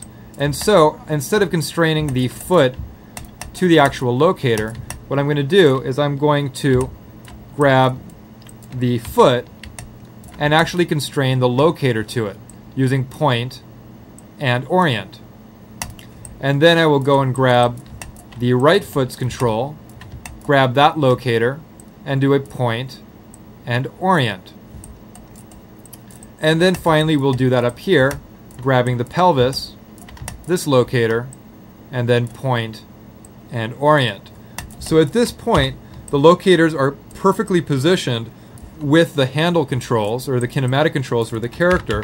And then what I'll go in and do is for these locators in the outliner, we can now see all of those point and orient constraint nodes, and I'll just delete them.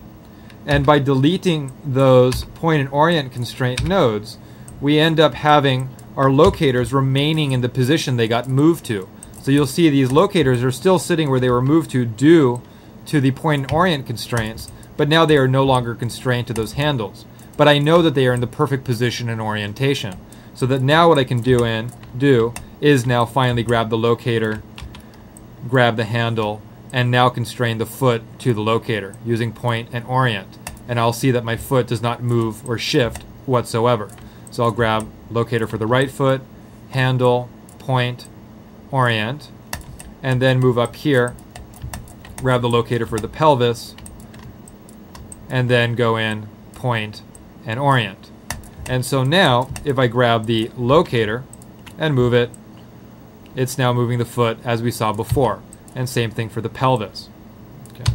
And so, the next thing that we're going to want to do is now get the character to be constrained to the locators that are parented to that ledge.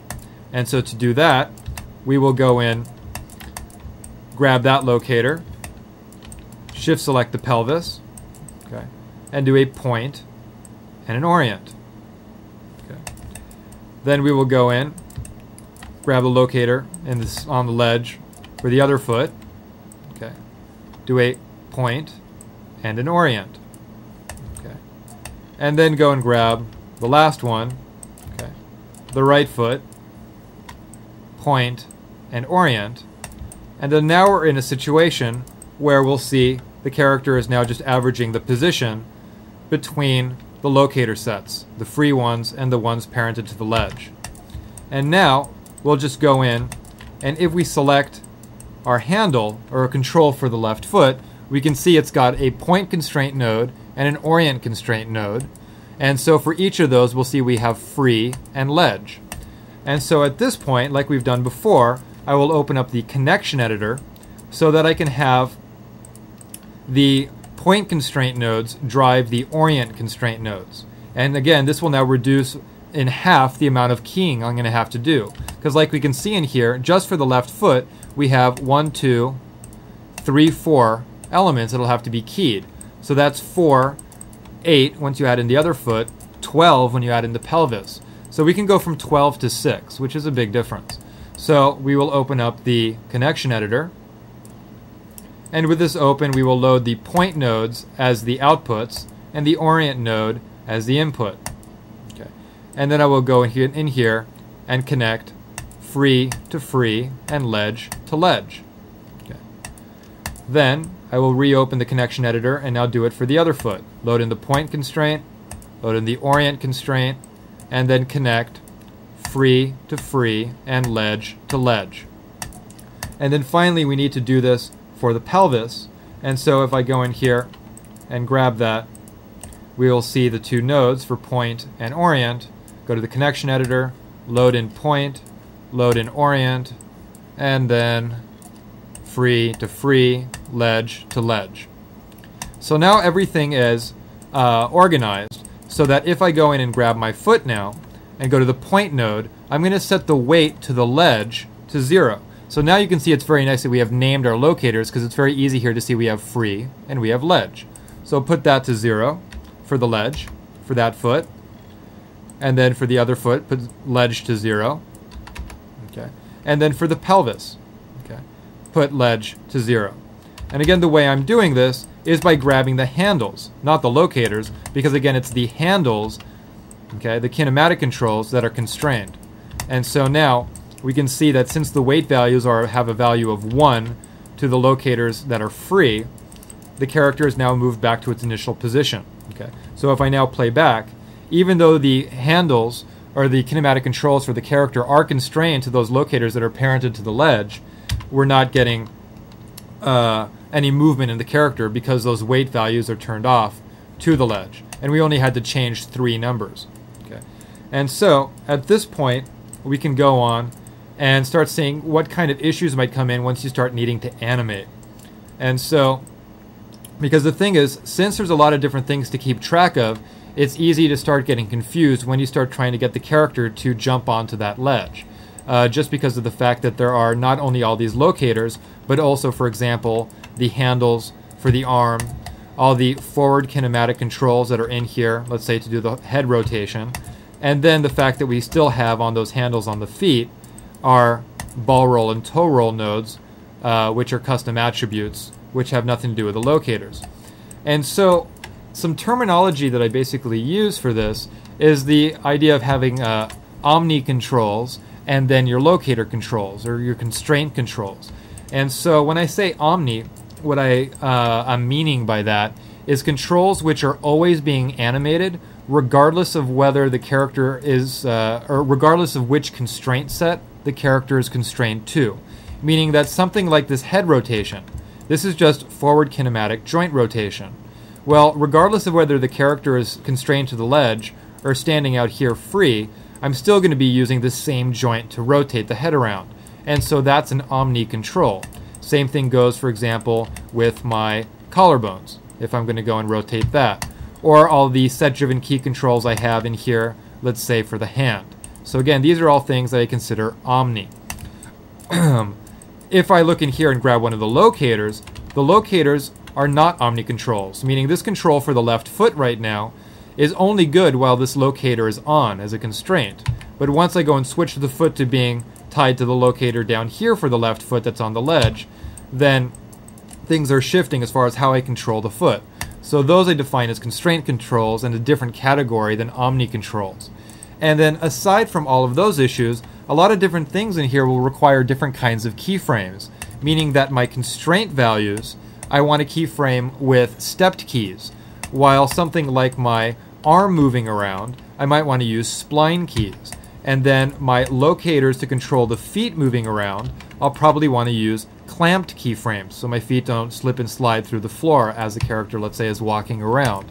And so that's a lot of stuff to keep track of, which is something that you can do perfectly well without using any kind of scripts or buttons or automation.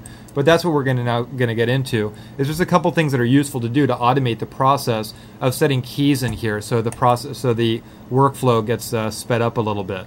And so in here, if we look at my shelf that I have, some of the buttons that I might make, let's say if we look in here, we have move all keys. That's just something that will select all the animated objects in the scene that have to do with animating this character, so that when they're selected, all of their ticks will be visible in the time slider, and all of their curves will be visible in the graph editor, and so it'll be easy to go in and edit timing on a global basis. Then in here we'll see I have key omni, key free, and key stare, or in this case we called it a ledge. So key omni will go in and keyframe all of the omni controls on the character just by clicking that one button. Key free will keyframe all of the locators that are, let's say, right now up here, which are the ones that are right now are active.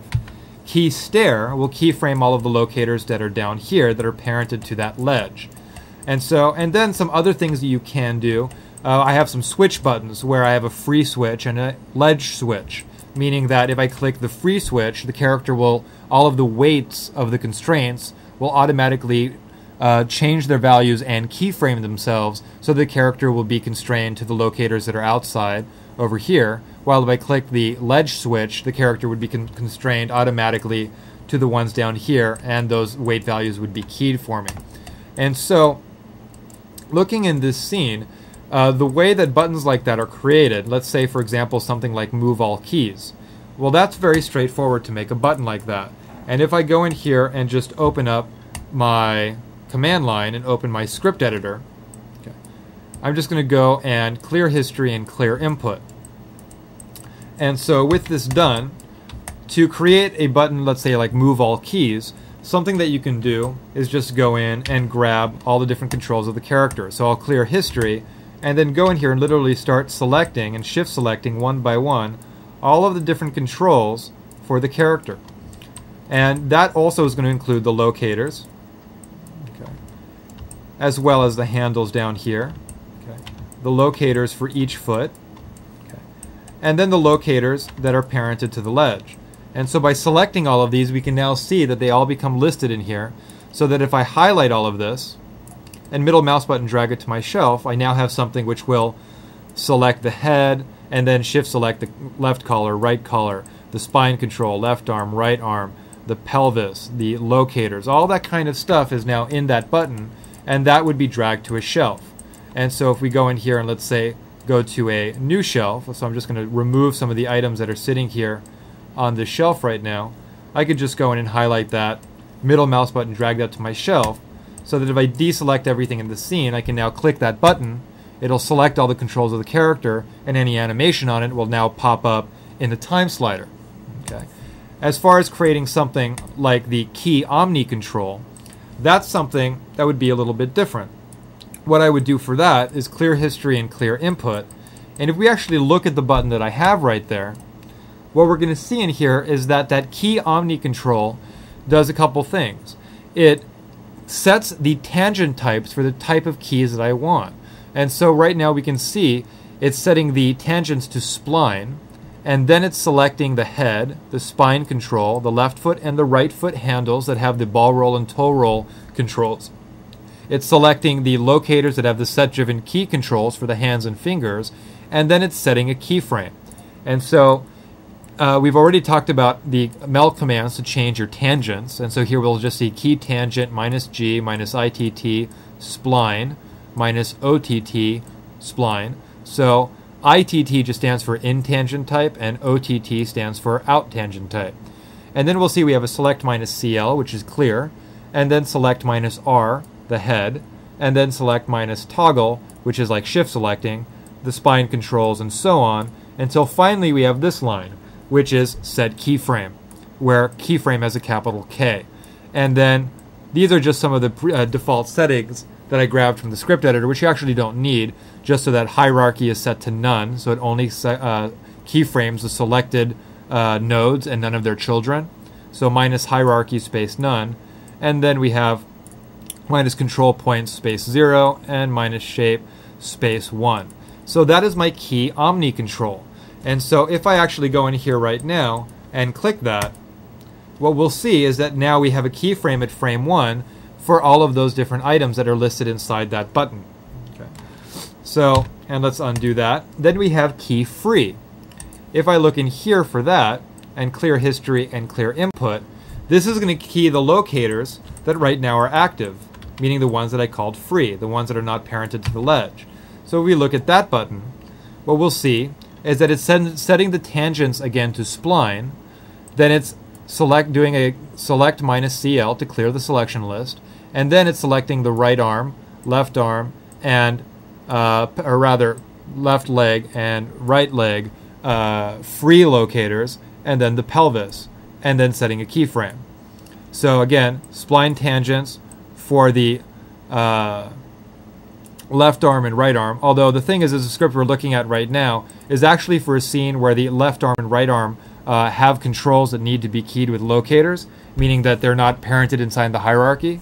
So in here we actually wouldn't need the left arm and right arm for the scene we're currently working on right now. What we would need would just be this, where it's setting spline tangents, select -clear, and then select the pelvis, okay, and then set a keyframe. Then it switches the tangent types here to clamped, and then does a select -CL, and then picks the right foot, then the left foot locators, and then keyframes those. So it's not only keyframing our free controls or our locators, it's also making sure that when it keys them, it's setting the right kind of tangents. So spline for the pelvis, and then clamped for the left foot and the right foot. And so you can see that using these buttons is just going to save you some time in the animation process. And so the key stair is going to key ledge is going to be the exact same thing as we just saw, but for this ledge that's down here. So if we actually wanted to just experiment a little bit with the process of actually animating this, what we would see is first, let's say we decide to actually modify these buttons so they work for what we're doing. Well, we have the key Omni controls already, and so I'm going to go into my shelves and then just make sure that my Omni control has a descriptive label. And so we'll call that button Key Omni. Okay, and save. And then now we'll make a button which will key the locators, the free locators. So we'll clear history, clear input. I'll go to my tangents tab, middle mouse button drag the spline tangent command in here, And then I will go in and select the pelvis, okay, but the pelvis locator, okay, so pelvis underscore free, okay, drag that in here, and then put in a set keyframe. And so we have the key tangent, semicolon at the end of that line, select -r pelvis underscore free, semicolon, and then set keyframe, semicolon. Now we will switch the tangents to clamped, so I will middle mouse button drag my clamped command into here, okay, and then we will grab both of the locators for the left foot and the right foot. Middle mouse button drag that down here, and then add in a set keyframe for those. And so now all of this will be my key free button, meaning it'll keyframe the locators that are the controls that allow the character to be free within the scene. Drag that up here, okay, and if I now hit that button, we'll see right now that the locators are not keyframed. We can tell by their colors in the channel box. Well, if I hit that button now, we can see that if we grab any of these locators, like the one in the pelvis, now they are keyframed. Okay. And so, also, by the way, one thing that I haven't done in here, just to be clean, is we'll notice that my locator, I'm only going to animate it moving and rotating. So you might as well go in and get scale and visibility to be unkeyable. And so that, remember, we can just do by going to the channel control window, grabbing these locators, and then setting for both of those locators scale to be unkeyable and visibility to be non-keyable. And then also do that for our pelvis. And so scale is non-keyable and visibility non-keyable. This is just going to clean up what your graph editor looks like down the road when you start setting in keys.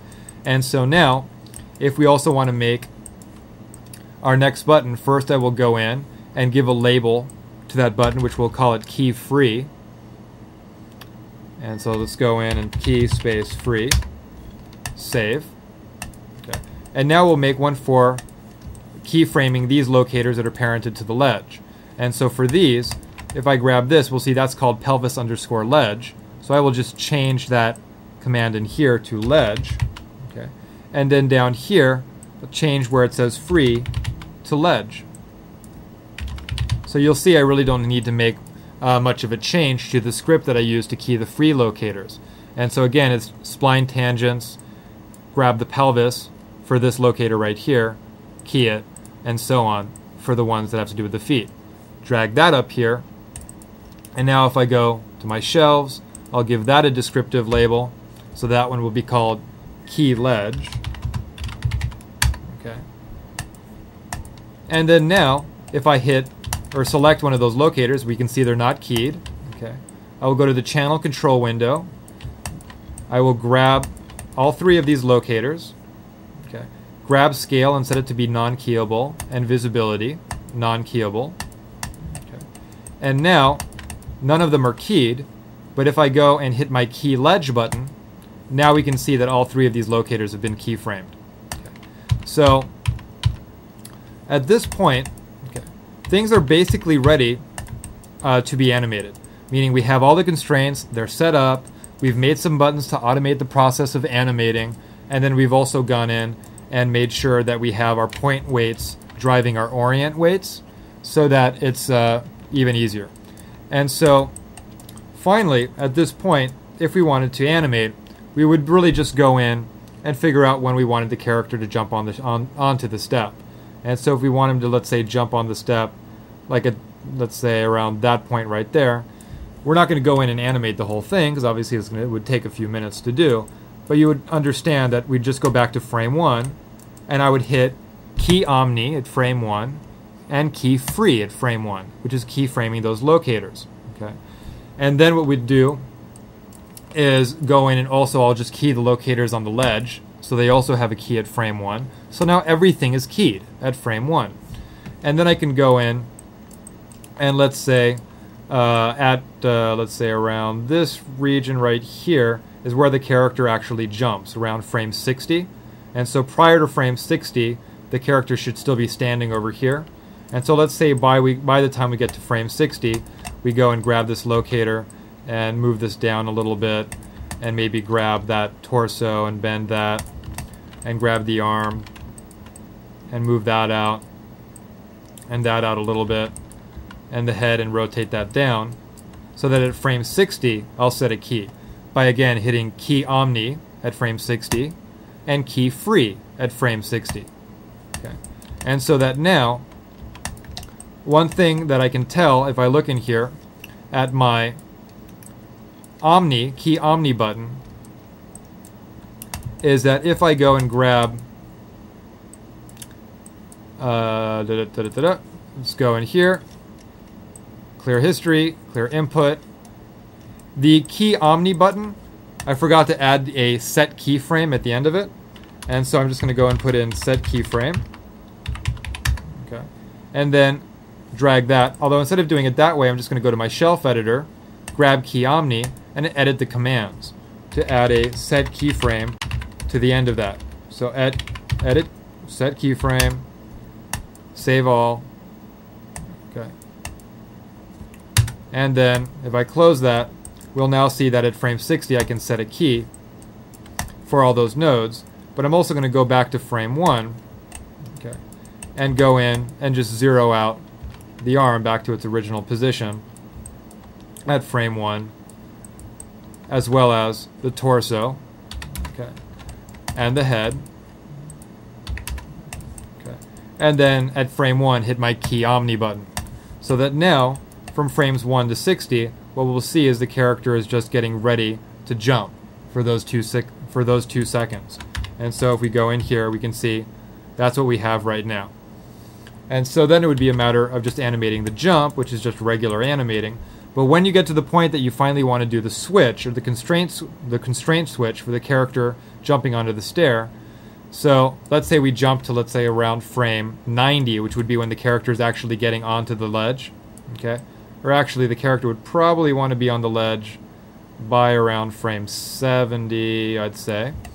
And so what we're going to do is, by that point, you can imagine that your locators for your feet are going to be over here, and your torso, okay? So the whole character is going to be down here, okay? Where one leg is probably going to be back a little bit, okay? And this is going to be up like this, okay? And rotated, and probably more over here. But the point is that when you do the switch of the weights, remember that you grab the locator that's off, and then shift select the locator that's on, okay, and hit the object snap button, okay, so that if this foot right now at frame 70, this is where the ledge is at frame 70. So you'll make sure that that foot is perfectly on the ledge, okay, with the locator that right now is on, and then you will grab the locator that's off, that represents the right foot, that's parented to the ledge, shift select the locator that's on, hit your object snap button, and then keyframe both of those locators here at frame 70, and then you'd go into your handle, which has your point constraint weights, and keyframe those to make the switch, making sure that you're using stepped keyframes. And so that's identical to what we did earlier with the hand picking up the object and putting it back down, as far as what you're doing in here as far as switching the constraint weights. The difference is just you have more constraints to deal with. But again, you can see that just having these buttons on the shelf to go in and keyframe your omni controls, or keyframe your free or your ledge controls, can just automate the process so things are a lot easier. And so at this point right now, we still have got this character just prepping, but we can see if we just played with the omni button that I can go in and have him get down for a couple seconds, and then maybe go in and shift that locator and rotate like that, and let's say grab that handle and rotate down, and grab that. Maybe he looks at the side for a second, and maybe that hand comes in and that one goes out and rotates. And if I want to set a keyframe for that, let's say at frame 75, I just hit key omni and key free, and now we'll see all of that has been stored in there as far as how it goes from its initial pose at 60 to 75. Okay, so it's relatively straightforward. So let's just quickly open up one more scene, just another example of this. And so we're just going to go in and grab another file that we can examine really quickly that's the same kind of setup.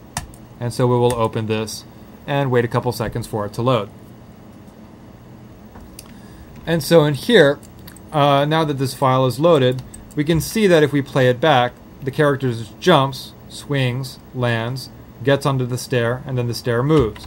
And so again, we have an example of constraint switching. So as far as the swing goes, that's not using constraints, that's just using the fact that IK handles constrain to their keyframes. So that's not any constraint switching going on. But when the character jumps onto the stair, it has to switch to the locators that are parented to that ledge. And so the only thing to point out really is the fact that if we look at this locator, you'll notice that it looks all screwed up. This is just something that is normal in the way that it's a bug, but it's something that Maya does. And since it's something that occurs, that locators get all sheared, even though the shear attribute is still at its default value, this makes it impossible to manually orient and position one locator with another. But fortunately, if you're using your object snap script, you don't even need to worry about that tweak. Just when we get to this region over here, where this constraint switch needs to occur, let's say we go to a point prior to when that switch happens, let's say right here, you'll see that locator still looks funny. But if I grab that locator, the one that looks funny, and then shift select the locator up here, which is on right now, if I hit my object snap button, you'll see they're now perfectly on top of each other. And so even though this locator right here had a funny shear to it, which is a bug, you don't need to worry about that at all. The object snap script saves you from that problem. So this is pretty much as far as we're going to be able to get with character-object interaction, as far as characters picking objects up, as well as objects picking a character up. And so at this point, we are basically done.